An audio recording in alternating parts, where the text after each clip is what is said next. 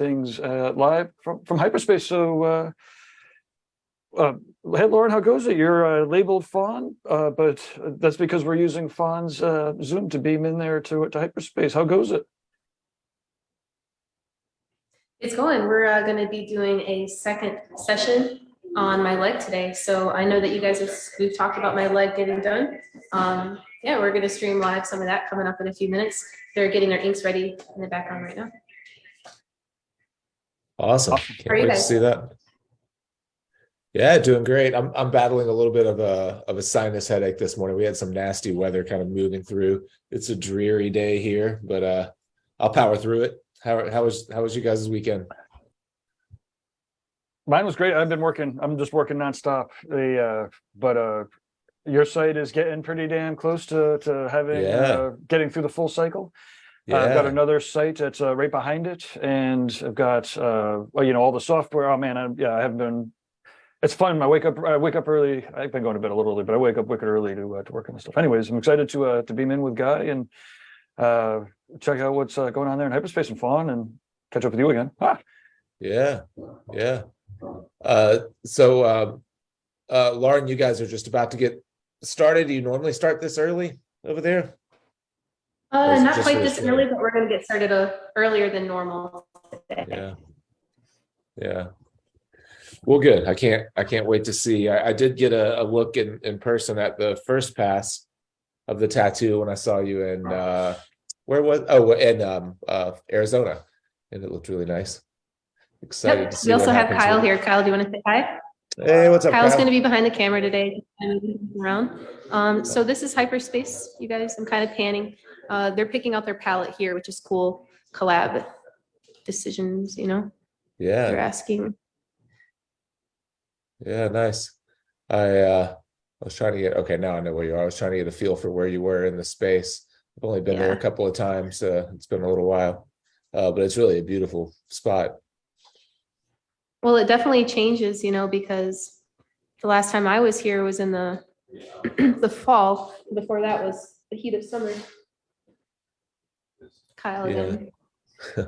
So yeah, this is going to be a great project. We'll be able to get in a little bit in a few minutes, and really get to talking. So anybody in the chat who has any questions, now would be a good time to ask, and we can get towards those, I'd say, 15, 20 minutes.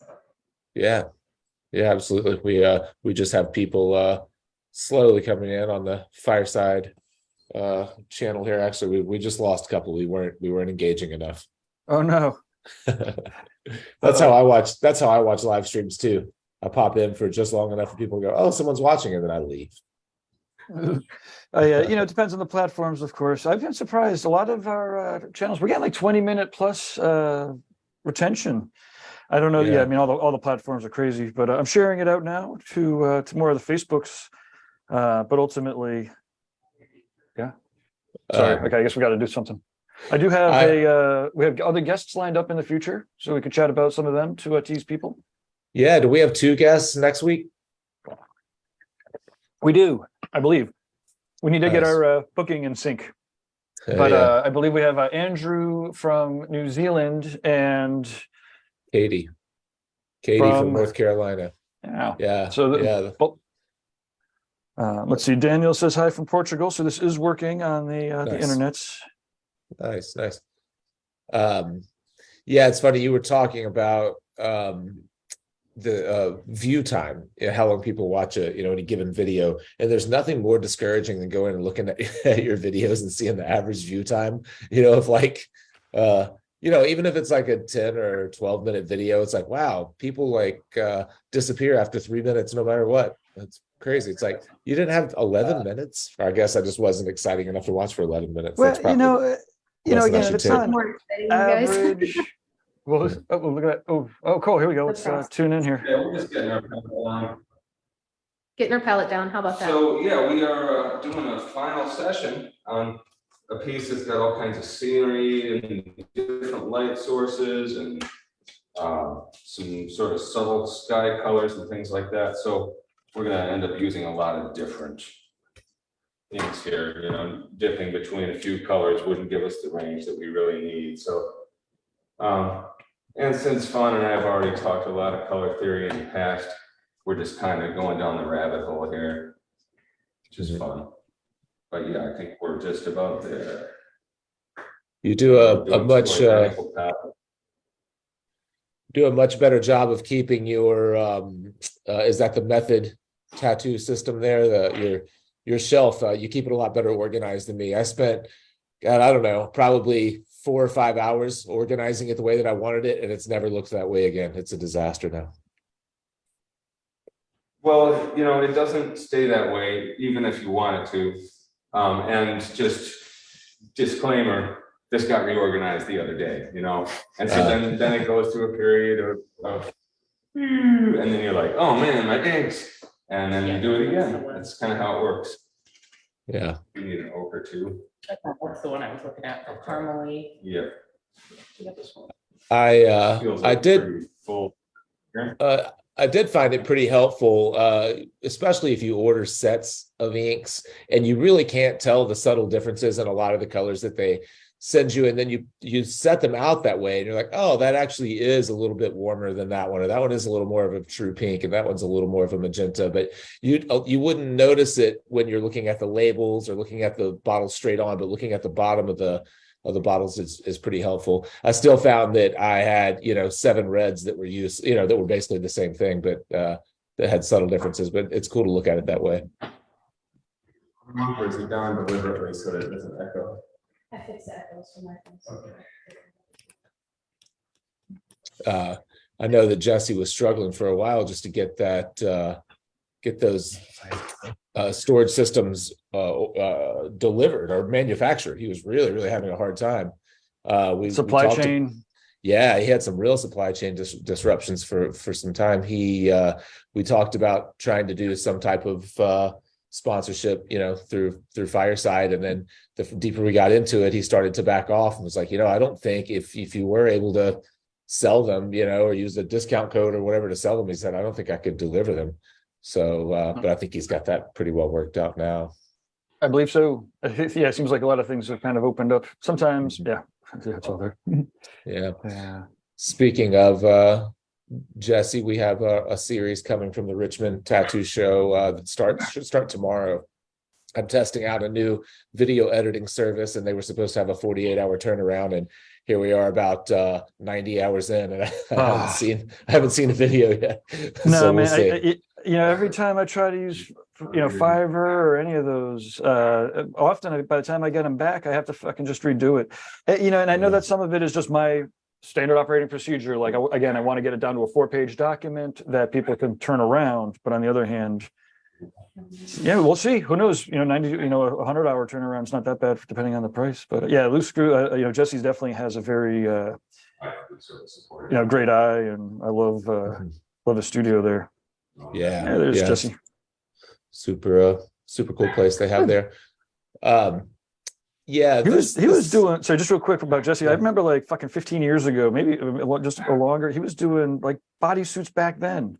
It was crazy. Like right from the get go, we had a couple of real dedicated clients and an eye for large scale work. Mm-hmm.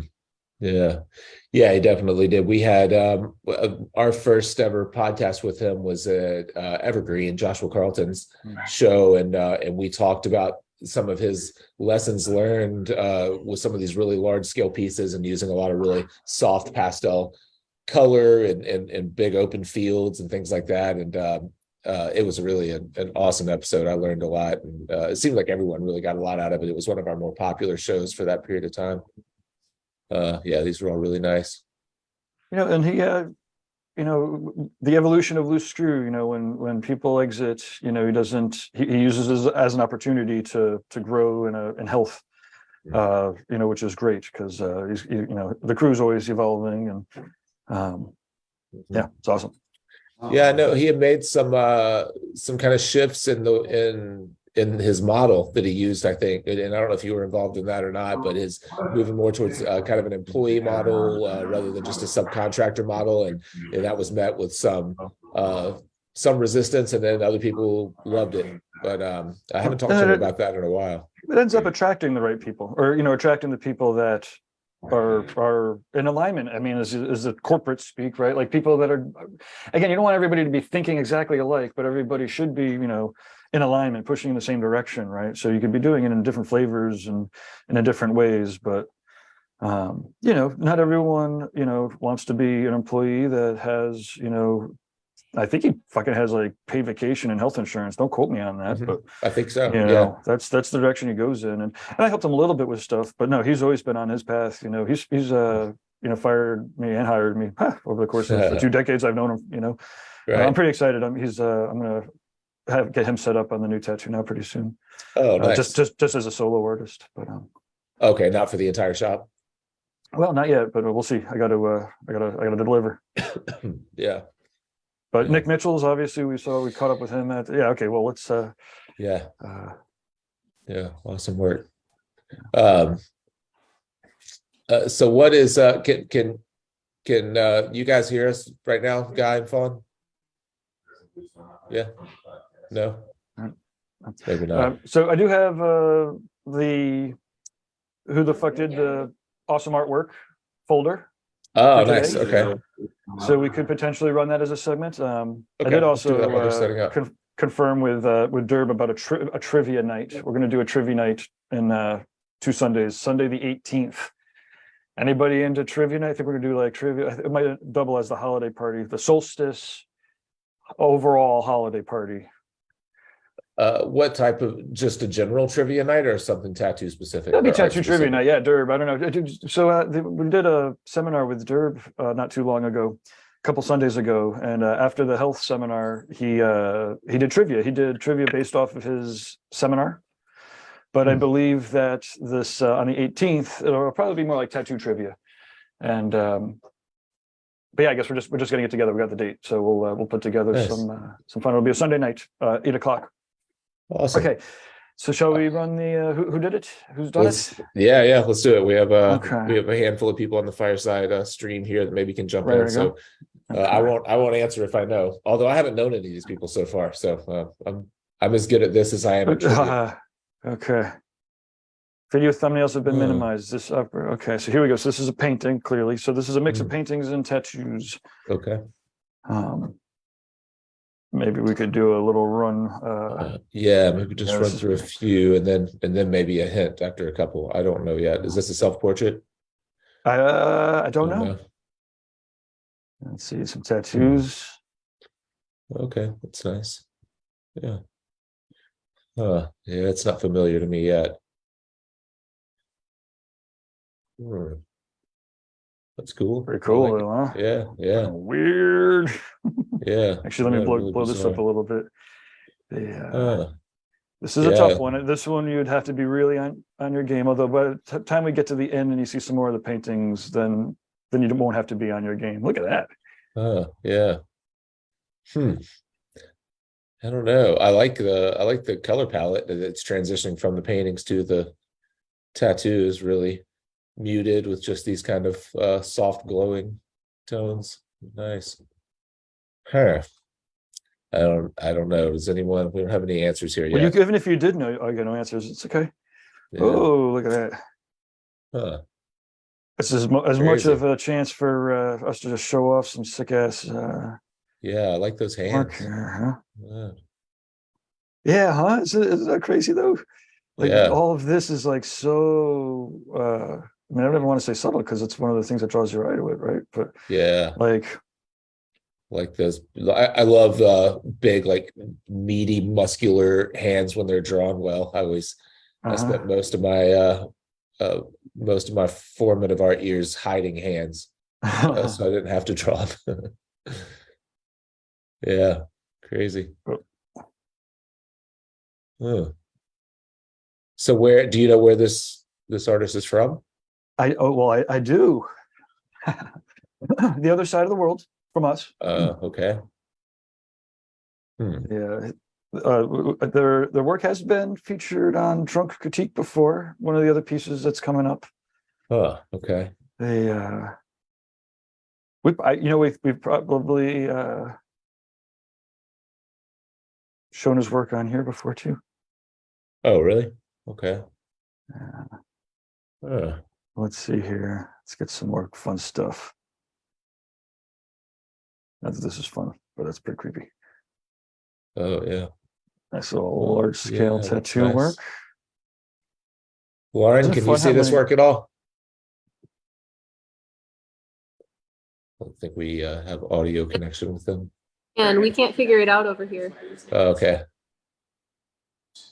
Okay, the piece that or pieces are coming up that might be recognizable or more recognizable. Kyle, do Yeah. you have Darker or lighter than? Kyle, Guy and I do not know.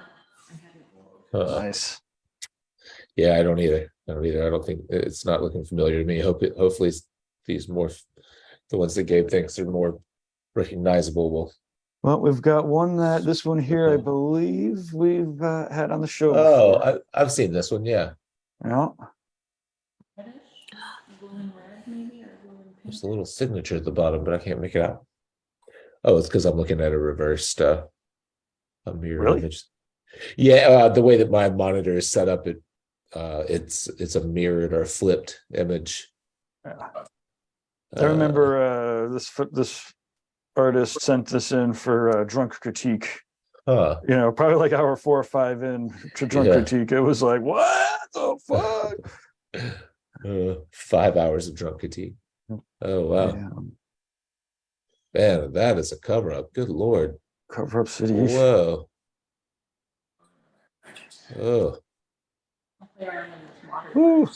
Ooh, yeah, that's dark. So Yeah, I do know that one, but I don't know who it is. Yeah. I'll try to stay close. Okay, well, I'll be in this. Okay, we'll show off a couple more, and Okay. then he'll be on the show next week. Ha. Oh, okay. This is it's a Jeremy Geddes painting. Yeah. Tattoo of Jeremy Geddes Here, painting. let me fire up his website here. All right. I can stare at Jeremy's work forever. I've never met him. I've really never even I don't know that I would know his face if I saw it, but I know his paintings really well. Yeah, there's a couple of let's see. Oh, geez. Oh yeah. A couple of tattooers who have done some real good Alexander Morris guest Andrew. Andrew who, Alexander? Are we on the right? Oh yeah. Oh no. Do we get a winner? We have Andrew, but do we need a full name? Yeah. But we'll give him enough. We'll give him some time. We'll give him if he's got it. It's close enough to give a minute to get a full on. Get a last name. I'm almost there.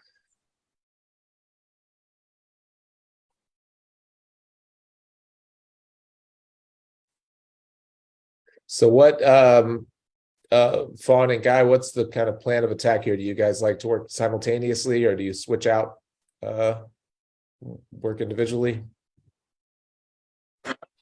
Yep. Yeah, we're I'm just kind of, when I get worked on collaboratively, it's nice to kind of settle with one artist and then have the other artist jump in. for at least a minute or two, yeah, to kind of get into the whole, oh yeah, I'm getting tattooed, right.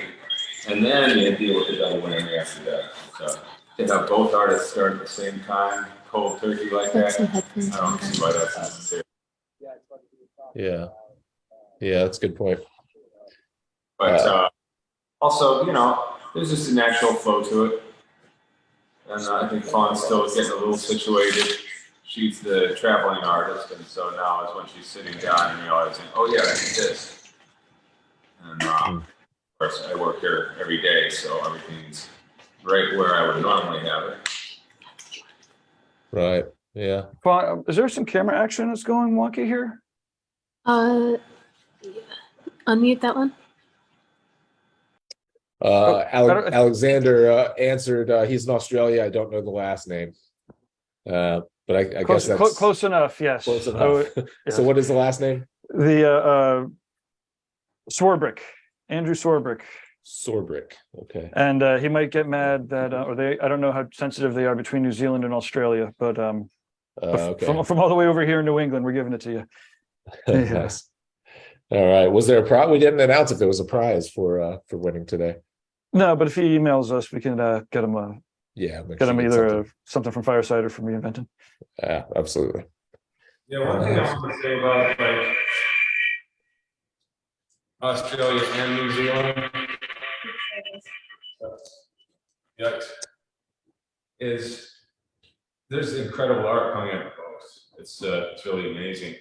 I visited Australia in the late '90s, and they were really struggling. There were just a few artists of note at the time, and that was their conventions were still really kind of very limited. The sense of community wasn't very strong yet, but they were struggling really to get it off the ground. And then decades later, it's, between Australia and New Zealand, it's really like a hub of amazing tattooing. Yeah, it really is. I didn't visit it beforehand, but I did notice that it seemed like overnight there were just tons of great tattooers out of both of those places. And a lot of the really great kind of neo-traditional work started coming out of there. I don't know if it started coming out of there, but a lot of it comes out of there. Lauren, who was the Australian that was in Phoenix that's so good? We talked about him. He's large scale. Curzon, is he Australian? Matt Cruzon? Yeah, is he Australian? Yeah, I believe so. Yeah, just really, really super clean, beautiful work. Yeah, let me I can fire up some of his. Yeah, uses skin, really well. Big solid fields of color. Then they fit the body really well. Everything about it's really, really nice. It was cool to see it in person because it's so hard to tell, especially photos like these where they've got the backgrounds and stuff. It's like, I get the. I mean, it's definitely better. I like how he shows you the. It's like, yes, I cut it out and put it in a fancy background because otherwise you're just looking at my closet door. Needs a little finishing. See, all super clean. A lot of muted tones. Still really those strong little contrast. details are cool. I saw one that was healed of his. He was working on a client that obviously was a regular client of his. And I saw a huge healed tiger down a rib cage that was, I don't know how old, but just looked like butter. It was just absolutely flawless. Really nice. There's another one that's from that area that I like a lot. I want to say his name is Jake as well. I don't know his last Jake name. from Australia. I know Jake that from Australia. Guy's been chatting with the Inglorious Hoku. Who? We had he was recently. On. He's been on, and he also recently is, I believe, exiting tattooing. Yeah, announcement. Pretty self-explanatory. As of mid-January, ceased tattooing, working full-time in the games industry. Bam. Oh, wow. Which is sad to lose him, but what an obviously incredibly this, it's really nice. Wow.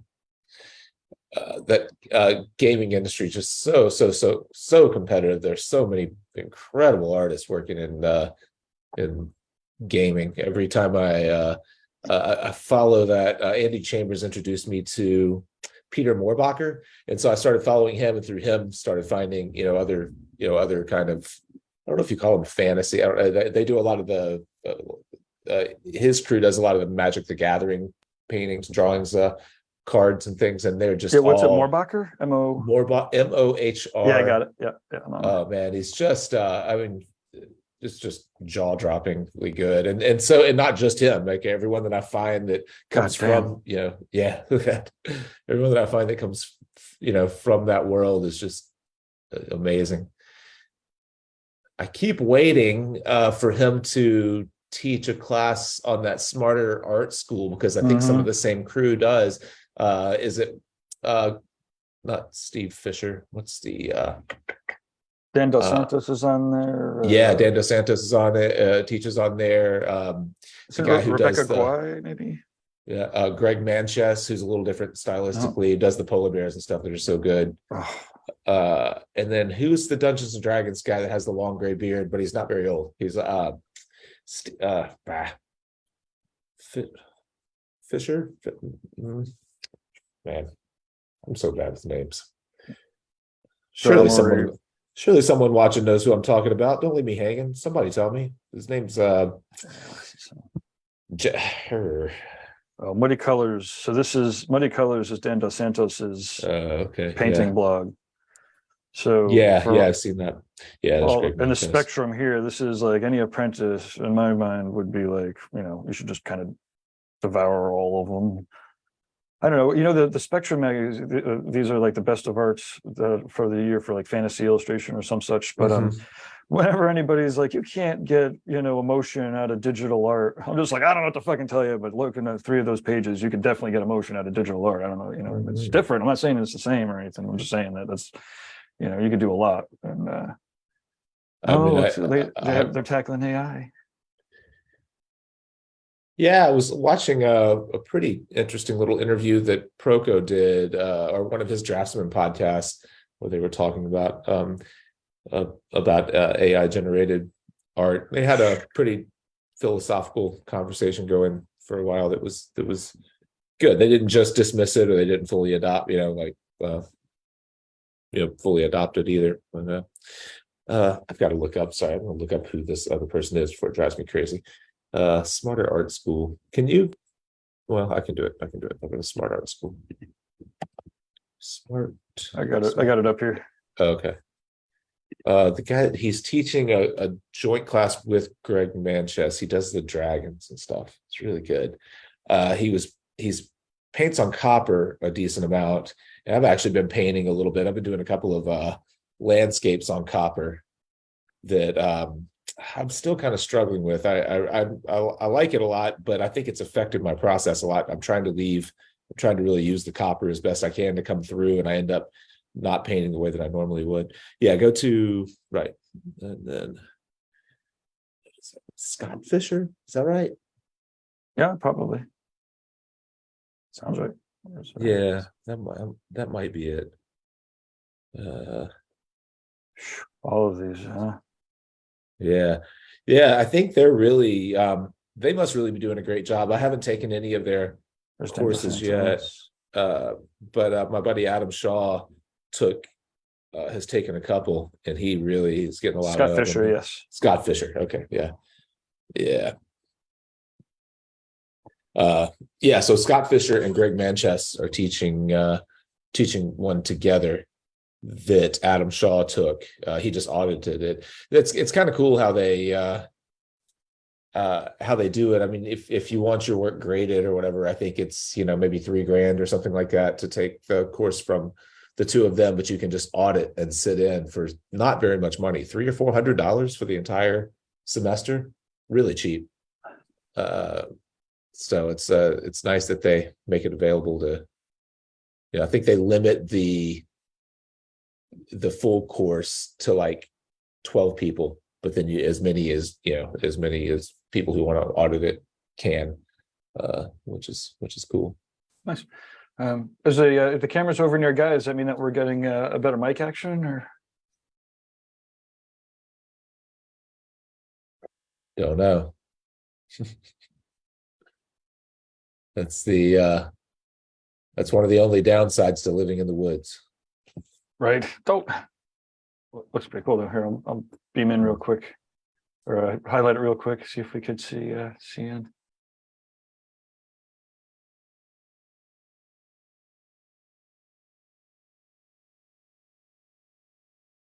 Cool. Fawn, what machine are you using? It looked really squatty when you were wrapping it up.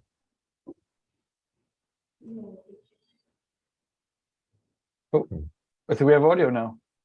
Do we?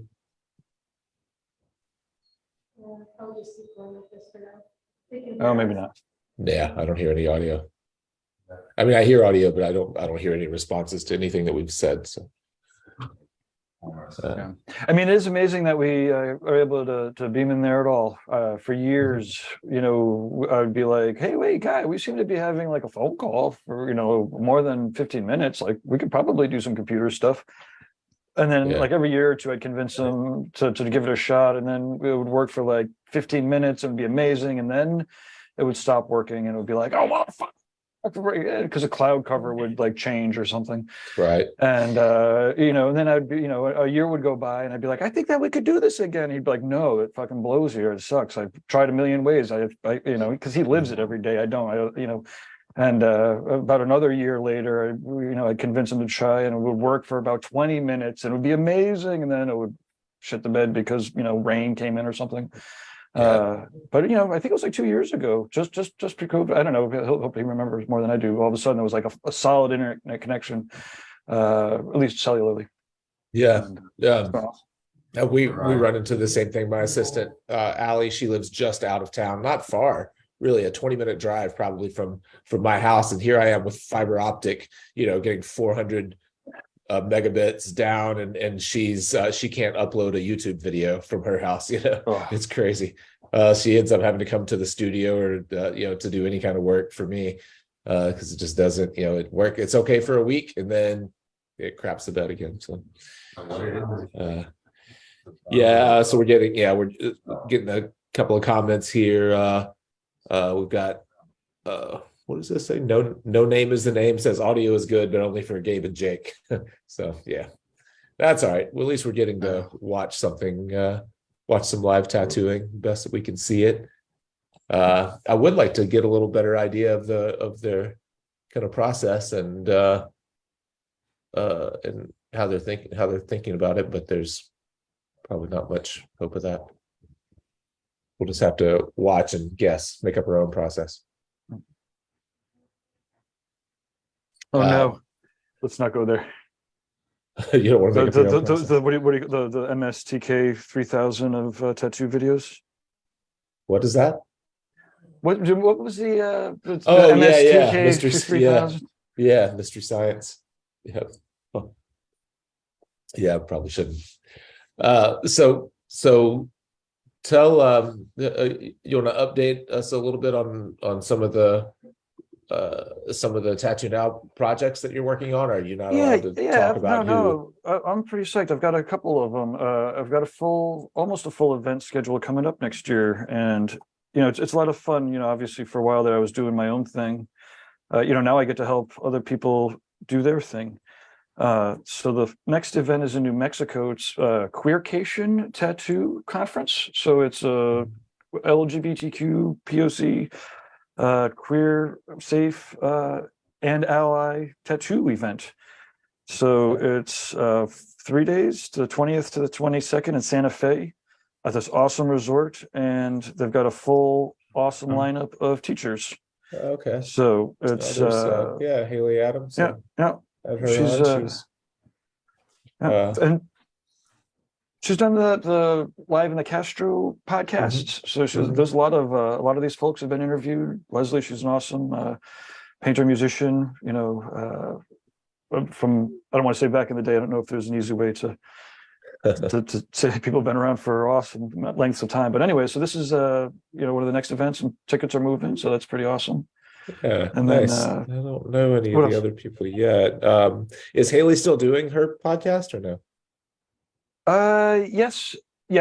Oh, hold on. My computer's doing bad things, potentially. Okay, I'm back. Yeah, no, yes, but I don't know when the next one is. And then we have our inspiring tours. It sounds like they are getting the audio set up, but let me, while we're talking about events. Yeah, I've been doing these small little micro events. So, and then we're doing one, obviously, April 14th to the 16th, Inspiring Business. Yeah. With Jake and Gabe. So we'll be doing our 2 days dedicated to the 7 people.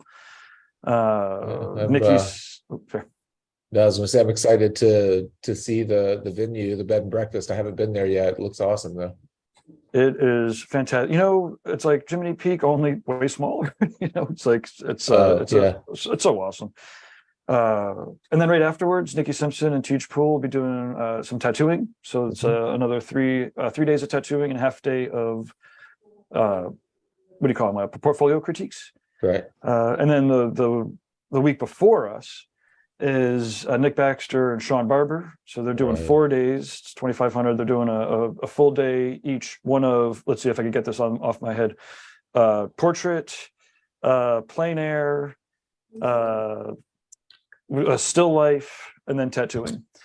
And there's 1 or 2 spots left. I think there's one or two for that. And then, so yeah, those are the inspiring tours. And yeah, so those are the 2 sets of events that I have coming up. And then we're doing Black and Gray Week again down in Unify Tattoo in Florida. Yeah, Bart's place. That'll be cool. Who? Yeah. Oh shit! Look at this. We're up close here. Okay. Yeah. Do you have commits for Black and Gray Week? Who do you know? Who's? Yeah, we do, or at least we have. Like Bob is confirmed, presuming he's not going to be in at a rock and roll show. And then we have Pepper and a couple other people are all lined up. I'll be announcing that lineup pretty soon. Nice. We have a question from Chris asking if straight people are allowed to go, I guess, to the... Absolutely, to the, of course. Yeah, it's so. Queer plus and allies. All allies are welcome, of course. Yeah. No assholes, though. Right. That's probably the goal. At most shows, if you can get away with that, or if you can pull it off. Let's see. No Name is the Name asks... that was one of the things that hit me about the press release. They were like, how it's, you're not sure if a tattoo show or convention's, safe or not. Yeah. And I was like, no. Oh, wait. That's it. It's like, it's easy for us to go to any convention that we want to, wherever, and not have to worry about it at all. Yeah. Not everyone, for better or worse, has that luxury at the moment. So This is a spot where everybody could go. And absolutely, if you're an ally, feel free to go. And please support. Yeah. Yeah. We have another question here on asking, I don't know who they're asking, but asking if single needle cartridges are much different from a 3-round liner, or is 3-round liner enough for fine lines? I've never used single needles for really anything. I don't know if I have the fine enough eyesight to tell the difference between a 3-needle liner and a single needle liner. 3 is small enough for me. Yeah, I could comment on that. Okay. You're not going to see a lot of difference. I mean, I'm using a Type 5 right now for this stuff. I think that once you're getting down to the size where it requires a single, you're probably getting so fine that you're risking something that isn't going to hold up very well with time.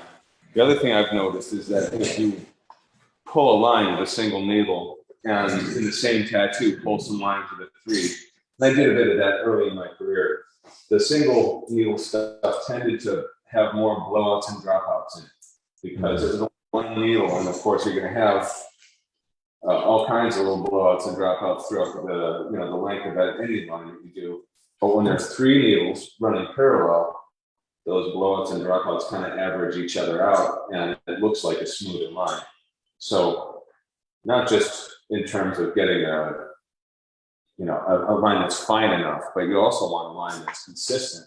And I think you just get that better consistency out of the 3 than out of a single. Yeah, I think that's a good point. So you guys are Fawn, I don't know if you heard earlier, but I was asking what machine you're using. It looks so short. This is one of the new masks. It's an itty bitty little guy. So I've got a screw grip on it, so it's bigger, but the battery is actually down in the grip area, and then all the controls off. I can spin it to adjust my needle depth. I'm pretty impressed with this. It got sent to us to try out several weeks ago, so I've been running with it nonstop since we got it, and I like it. Nice. So the cartridge goes into the battery part? Wait, or the battery part's on the other end? Yeah, instead of having the battery out here, putting all that weight, they've made this is the motor, and then the battery's here, and then there's a drive bar that goes through the battery. In the battery pack, there's basically 2 batteries on both sides. It's one unit, but there's 2 batteries inside of it. And I work long sessions, and I haven't killed it yet. I haven't had it die, even on one of my 4 in the morning days. So I'm pretty pleased with it. So basically, they've compactified the placement of the motor and the battery. to move the white forward into your hand. Yep, and I love it. Yeah, interesting. Are there any? Are you able to adjust is there any type of mechanism that allows for give or anything, or is it just kind of a spinner? It just Not on this machine, but I kind of like, I honestly prefer a machine that's a little bit like a jackhammer. Like I would, you know, better work with like a Neocat, or like, if you remember the Welker rotaries, that's what I ran with for a really long time. So like they hit like a jackhammer, so it means I've got to be like gentle with my touch, but I just like that it hits consistently in the same depth every time. yeah. I've had some interesting conversations with Carson Hill on that topic, and he's a strong believer that we should be adjusting the hit with our hands rather than allowing for some type of electronic give or something like that in a rotary. And we've done some deep dive episodes on the difference in the oscillating kind of motion of a coil machine versus the rotation of a rotary motor, and what give actually is in a rotary motor versus true give, in the oscillating, in the springs and in the oscillation of a coil machine, and how the rotary machines are just trying their best to mimic that, but it's nearly impossible because the motions aren't similar at all. So to be fair, when I was earlier in my career and I did a lot more black and gray, I liked a much softer hit. I liked that feathered feel.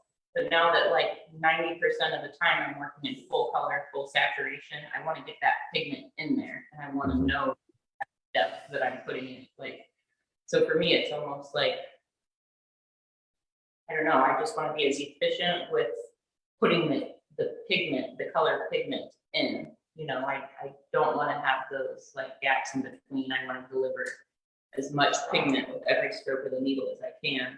Where with black and gray, it's kind of the opposite. You want to be soft and you want to be gradual with it. Yeah.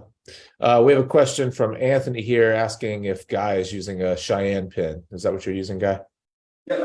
This is one of their cordless Solnovas.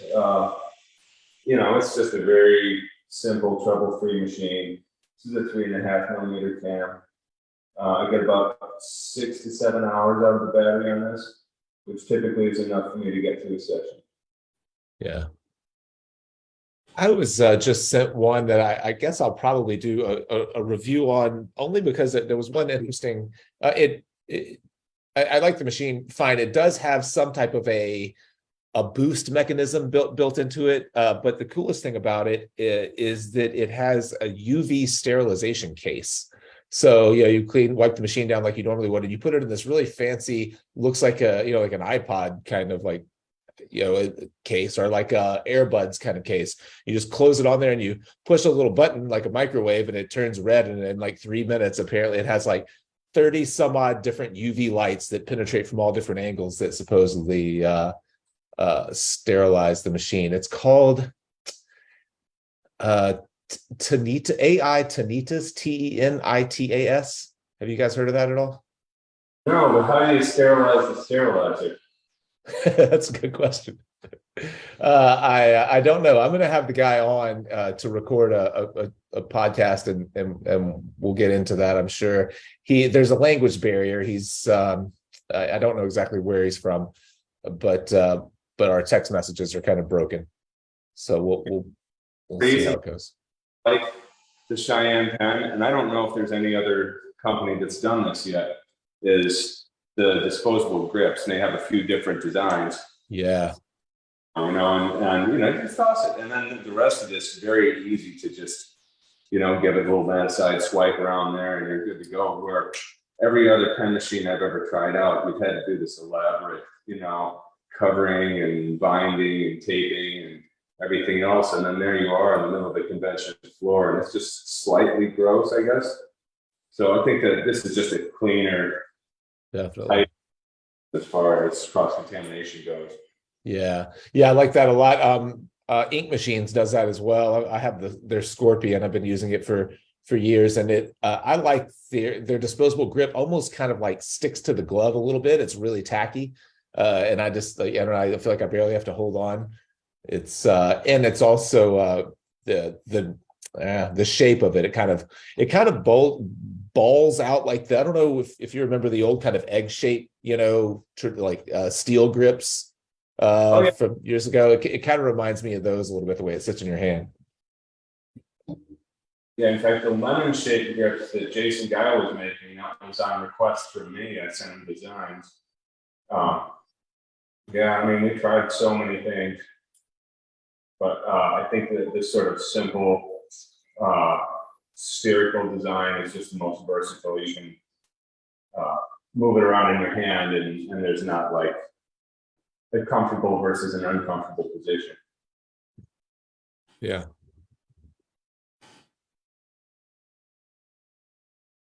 So how often when you're working side by side like this, are you looking over at what the other one is doing and adjusting your approach based on that? Just thinking in terms of like, I mean, I guess your light sources are all pretty well established at this point, but as far as, pushing contrast or playing with edges or anything like that, are you kind of in your own world? Or are you trying to collaborate still at this point? Well, we definitely talked things through a little bit before we got started. And anytime I'm not sure about something, or Fawn's not sure about something, we'll just ask, hey, what do you think of blah, blah, blah. We're kind of doing different zones right now. So like she's working in an area that's got different lighting than what I'm doing. So I'm not really that worried about us matching or keeping them consistent. I don't know, this sort of kind of happened pretty naturally. I think that when it comes to collaborations, you want to leave a lot of freedom to move, but you also don't want to let it become a disaster, And I think that the most important thing is to just establish early on where your strong blacks are going to be and where they're not going to be. And I think that if you've decided that much, there's very few things that can go wrong after that.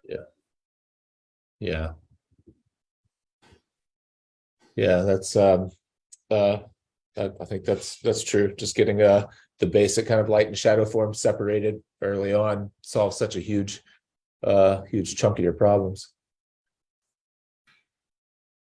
So Anthony's just Anthony, who asked about the Cheyenne, says he's using the same machine with the 4.0, the 4mm stroke. So do you buy those machine, or is it interchangeable strokes, or do you just order the machine with the stroke that you want from Cheyenne?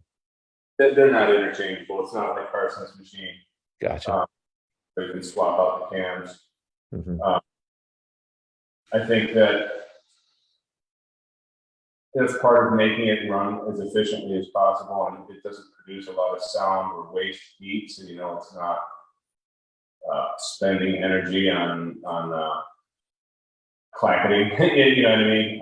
Just making, if the machine is loud, that's where some of your power is going, as far as vibrating the air. Mm-hmm. And if it's hot, some of your energy is going towards waste heat.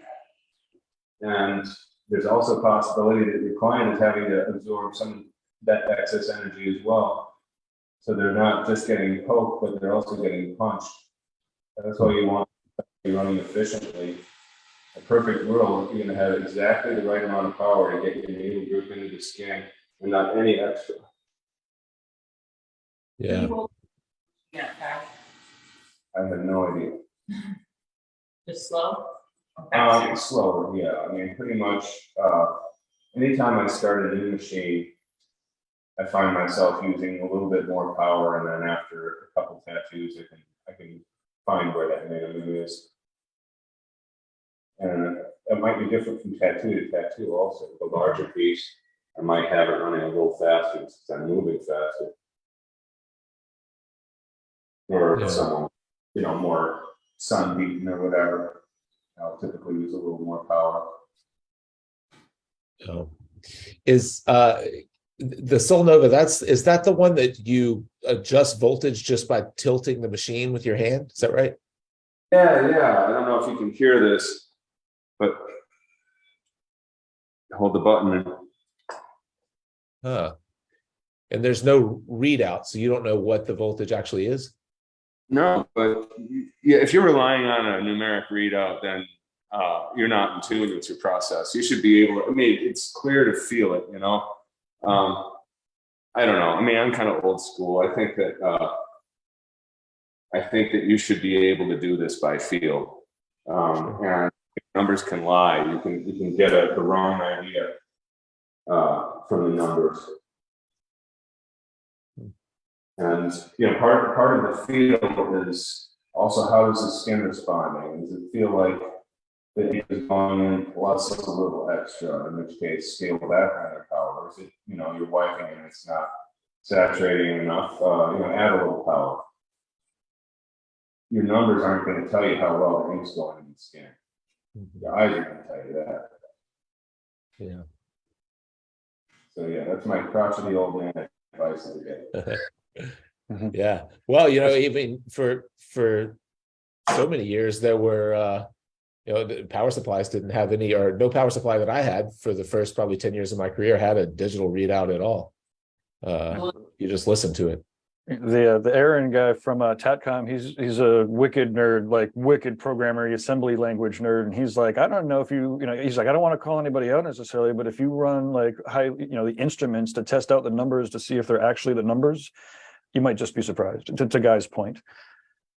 I'm actually supposed to do a show with him this afternoon. We were going to do it yesterday and didn't, but I'm interested to get some of his feedback. He walked me through his setup, which is in his living room, I guess, and it's just an absolute like chaotic like mess of wires and old screens, and it reminded me of the movie The Fly. Whenever or like Brazil, or yeah, he is a full-on engineer. Him and his buddy, they are, like I said, they're assembly language. Even more than assembly language, like circuitry on the board.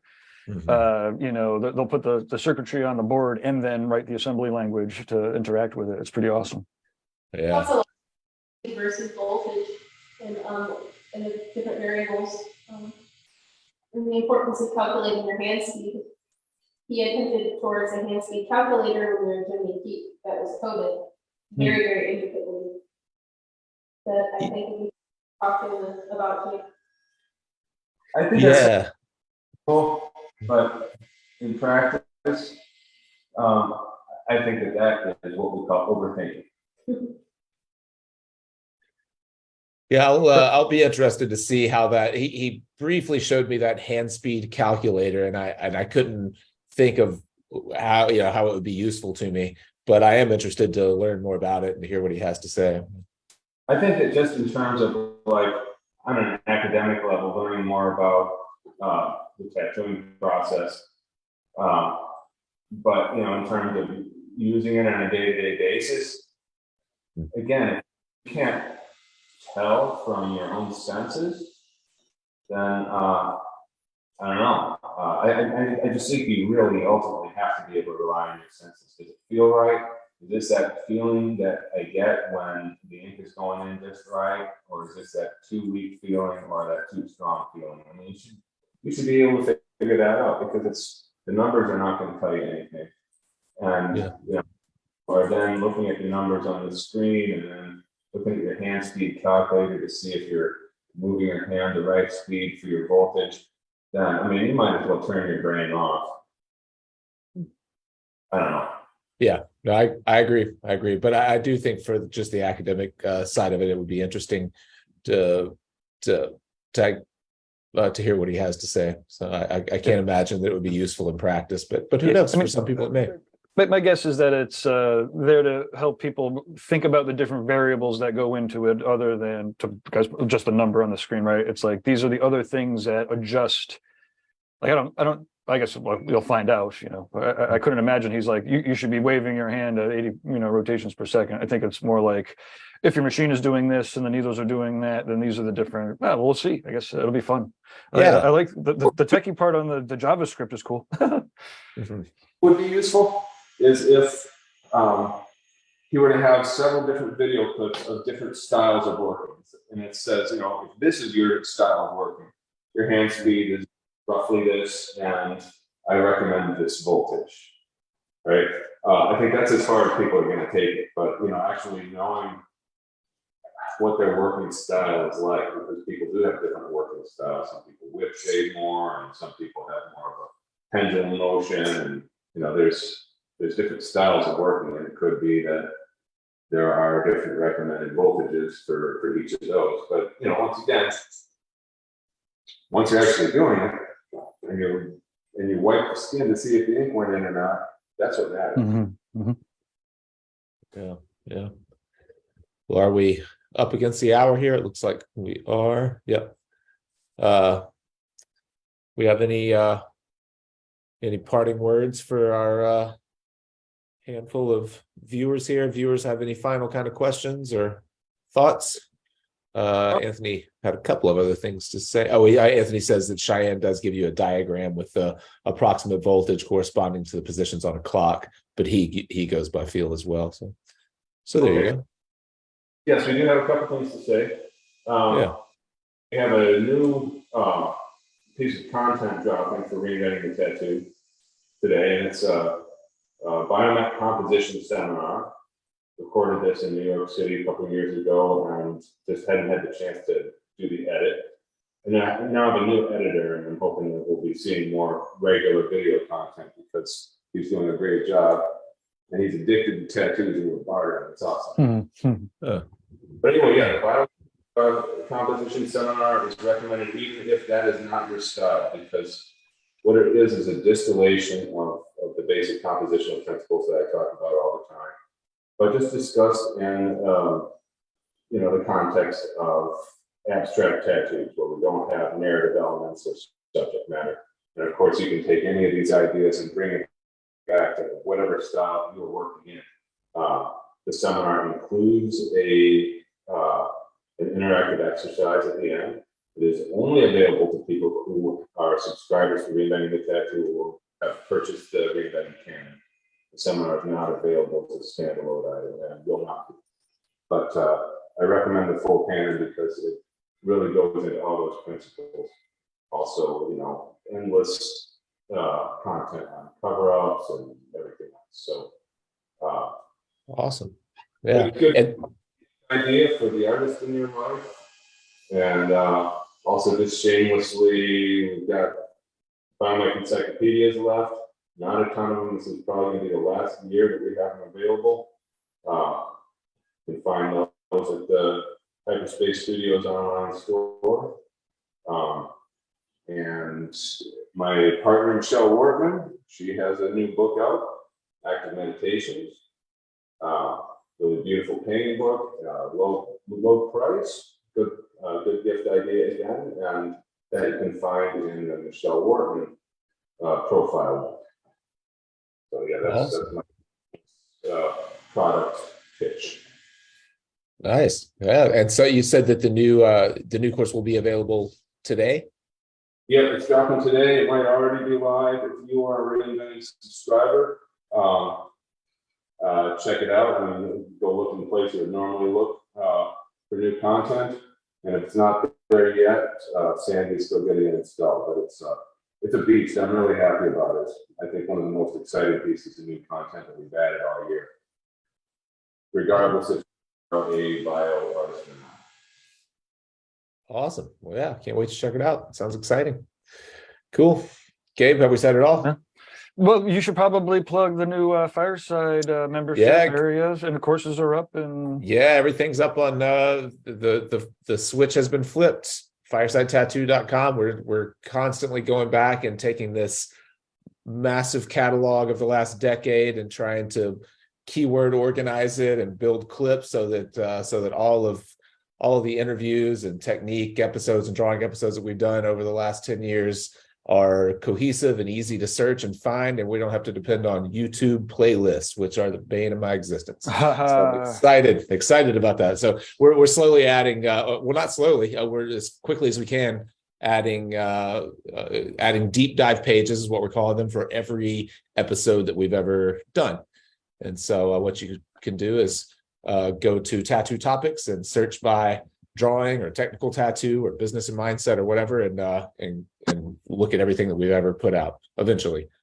Right now, we already have, what do we have? 20 some odd pages though, 20 deep dives. So. Yeah, they're awesome. Just reading through them, it's they're like full articles. Instead of getting lost to time, they'll be accessible, and people can enjoy them. Right. Cool. And it's free. Just show up and go through them. So exciting. All right. Okay. Well, thanks. Atomic Injections says, much love. Thank you guys. Guy, Jake, Fawn, Don, Gabe. Thanks everybody. Awesome. Okay. Well, cheers. We'll catch. So next week we have two guests again. So we'll keep doing this every 11 o'clock on Mondays, and we'll get an intro next time. Perfect. Yeah. Awesome. Did get that done. Awesome. Everybody have a good week. Thank you. Thanks, Guy. Thanks, Fawn. Thanks, Thanks. Lauren, Kyle, everybody there.